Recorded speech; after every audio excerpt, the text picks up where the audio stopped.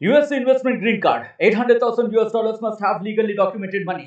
Exit period after 3 years. Shuda LP 6302946180.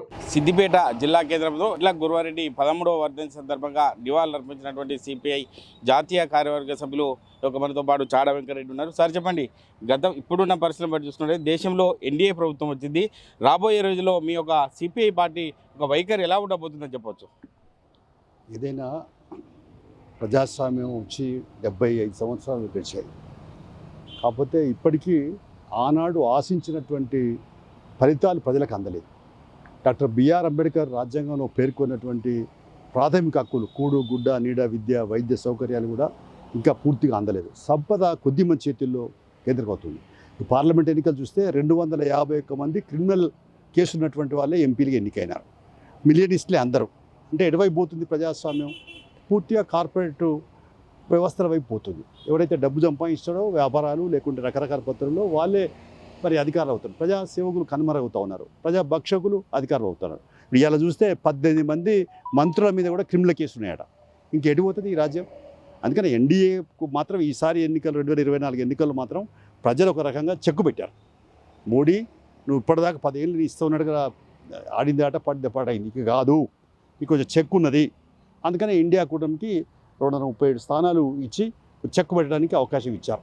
అందుకనే అటు ఆయన కూడా చెప్తూ ఉన్నాడు, ఇప్పుడు భాగస్వామిని ఆయన ఒక్కటి స్వతంత్రంగా ప్రభుత్వాన్ని ఏర్పాటు చేయలేకపోయినాడు. భాగస్వామి పార్టీలతో ఎన్డీఏ భాగస్వామి పార్టీలతో ఏర్పాటు చేశాడు ఇప్పుడు.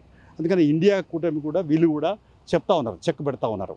మీరేతుందో ఏదైనా వీళ్ళు కూడా చాలా జాగ్రత్తగా ప్రజాస్వామ్యాన్ని పరిడిల్లే పద్ధతుల్లో మరి ప్రజాస్వామ్యం మరింత పురోగమి వైపు నడిపించే పద్ధతులలో ఈ ఇండియా కూటమి కూడా పనిచేయాల్సిన వీళ్ళకు పరీక్ష పెట్టారు ప్రజలు, అటు వాళ్ళకు పరీక్ష పెట్టారు. కాబట్టి ఈ రకంగా మొత్తం మీద దేశంలో ఒక చెక్ అయితే ప్రారంభమైందని చెప్పి మేము అభిప్రాయపడుతున్నాం. కమ్యూనిస్టులుగా మా పాత్ర, మేము ప్రగతిశీల ప్రజాతంత్ర మరి ఈ మేధావులు విద్యార్థులు యువకులు వీళ్ళందరినీ సమైక్యపరిచి ప్రభుత్వాల వైఫల్యాలను ప్రజలు దృష్టిస్తూ ప్రజాందోళన చేయడమే మా లక్ష్యంగా ముందుకు పోతాం. అంటే సిపిఎం పార్టీ దేశంలో ఎన్ని స్థానాల్లో పోటీ చేసింది, అంటే ఇప్పుడు ఎన్ని స్థానాలు మీరు కైవసం చేసుకున్నారని చెప్పొచ్చు? ఏదైనా ఎన్నికలను ఇప్పుడు చెప్పాను కదా, అంత క్రిమినల్స్ డబ్బున్న వాళ్ళే గెలుస్తూ ఉన్నారు. సిపిఐ, సిపిఎం, సిపిఎంఎల్ అంతా మేము ఇవాళ 11 స్థానాల వరకు పరిమితం అయినాం.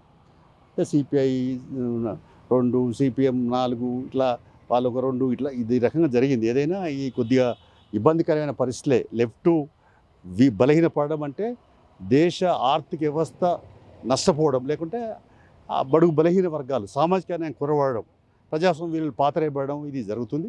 అందుకనే మేము కూడా సమీక్షించుకుంటా ఉన్నాం. ఎందుకు మేము 40 సీట్లలో పోటీ చేసి ఎందుకు 2-3 సీట్లకి పరిమితం కావాల్సి వస్తూ ఉంది అనేది మేము కూడా మాట్లాడుకోవాలి, సమీక్షించుకుంటాం. ఏదైనా ఇవాళ ప్రజాస్వామ్యానికి మాత్రం పరీక్షలు అయితే నడుస్తూ ఉన్నాయి. ఈ పరీక్షలో ప్రజలు మాత్రం ఒక చెక్ పెట్టినట్టు మాత్రం ఎన్డీఏకు దూకుడుకు చెక్ పెట్టారు. ఈ ప్రతిపక్షాలకేమో మీరు పాత్ర సరిగ్గా పోషించండి, లేకపోతే మీ భవిష్యత్తుకు ఉండదనే రకంగా వీళ్ళు కూడా గట్టిగానే హెచ్చరిక చేశారు. అంటే వామపక్ష పార్టీకి సంబంధించి సిపిఐ కావచ్చు, సిపిఎం కావచ్చు, మీరిద్దరు చీలిపోవడం వల్లనే ఇటువంటి అవాంతరాలు ఎదుర్కొన్నట్టు తెలుస్తుంది. ఆ విషయంలో మీరు భవిష్యత్తులో కలిసే అవకాశం ఉందా? ఏదైనా వామపక్షాలు చీలిపోవడమే చిక్కిపోవడం, విడిపోతే పడిపోతాం అనే సామెత ఉంది. ఆ రకమైన పరిస్థితి వచ్చినాయి. సిపిఐ తల్లి పార్టీగా, సిపిఐ నుంచే సిపిఎం, సిపిఎం నుంచే ఎంఎల్ పార్టీలు అన్నీ పుట్టుకొచ్చాయి. అందుకని సిపిఐ మొదటి నుంచి కోరుతున్నది పునరేకీకరణ, అంటే అందరం కలిసి పనిచేద్దామని. ఇంకా వాళ్ళల్లో చర్చ జరుగుతూ ఉంది. సిపిఎం మిగతా వాటిలలో చర్చ, మన విజయవాడలో ఆంధ్రప్రదేశ్లో చర్చ చేసుకున్నారు. మనం అందరం కలిసిపోవాల్సిన అవసరం ఉంది. భారతదేశంలో చర్చ జరుగుతూ ఉంది. కాబట్టి ఇదంతా ఏదైనా కమ్యూనిస్ట్ పార్టీ సిపిఐ మాత్రం కోరేది వామపక్షాలు ఒక వేదిక మీదకి వస్తేనే ఐక్య పోరాటాలు కాదు, ఐక్యం అయితేనే ప్రజలు విశ్వసిస్తారు.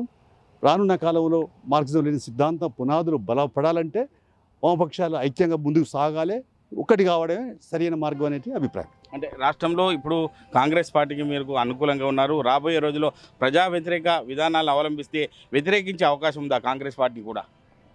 గతంలోనే తెలుసు కదా, ఇప్పుడు మేము తెలుగుదేశంతో అలయన్స్లో ఉన్నాము, లేకపోతే కాంగ్రెస్తో అలయన్స్ ఉన్నాము. ఇప్పుడు అలయన్స్ల వ్యవస్థే కదా, ఇప్పుడు ఎవడు ఒంటరిగా పోటీ చేసి గెలిచే పరిస్థితి లేదు. అందుకనే మేము కూడా అలయన్స్లో ఉన్నాం. ఇష్యూస్ బేస్డే నిర్మాణాత్మక పాత్ర మేము ఏదైతుందో ప్రజా సమస్యలని ప్రభుత్వం దృష్టికి తీసుకొస్తాం. ప్రాతినిధ్యం మొదలు ప్రజాస్వామ్యంలో ప్రాతినిధ్యం, ఉద్యమం 2 ఉంటాయి. బొమ్మ బురుసులాగా, నాణానికి బొమ్మ బురుసులాగా. అందుకని మేము ప్రతినిధి చేస్తాం. వాళ్ళు ఒకవేళ స్పందించకపోతే పని చేయకపోతే మాకు ఉన్నది ఏముంది ఆయుధం, ఉద్యమాలే. ఆ వైపున ప్రయాణిస్తాం. గతంలో కూడా ప్రభుత్వాలు చెప్పడం మా బాధ్యత, కానీ ఒప్పించడం మా బాధ్యత. ఎందుకంటే ఈ 10 ఏళ్ల కాలంలో జరిగినటువంటి పరిణామాలు దృష్టిలో పెట్టుకొని ప్రజాపాలన కావాలని మేము కోరుకున్నాం. ప్రజా దర్బార్ నిర్వహించాలి, ప్రజల అభిప్రాయాలు తెలుసుకోవాలి, అలాగే ప్రజా సంఘాలను కలవాలి. మాజీ ఎమ్మెల్యేలు ప్రజాసేవకులు ఉన్నా వాళ్ళ ప్రజల సమస్యలు చెప్పే వాళ్ళతో విని వాటికి చేయగలిగి పరిష్కారం చేసి ప్రజల పక్షంగా ఈ ప్రభుత్వం పరిపాలన సాగాలి, ప్రజాప్రభుత్వంగా ఉండాలని మేము కోరుకున్నాం. ఆ రకంగా చెప్తా ఉన్నాం మేము అలా. వెల్కమ్. ప్రజా సమస్యలపై నిరంతరం కొట్లాడుతూ ముందుకెళ్తాం.